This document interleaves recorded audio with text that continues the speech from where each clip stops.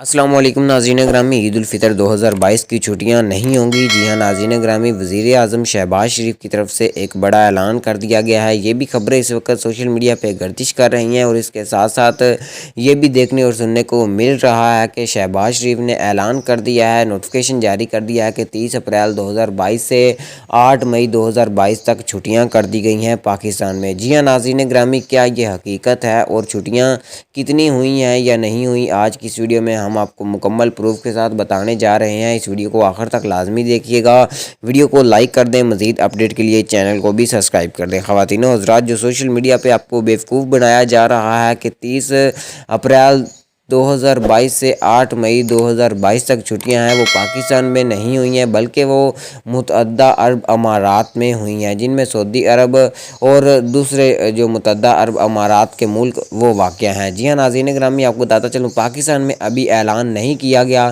جیسے ہی اعلان ہوگا، آج ہوگا یا صبح ہوگا، جیسے ہی اعلان ہوگا بہت جلد آپ کے ساتھ شیئر کیا جائے گا۔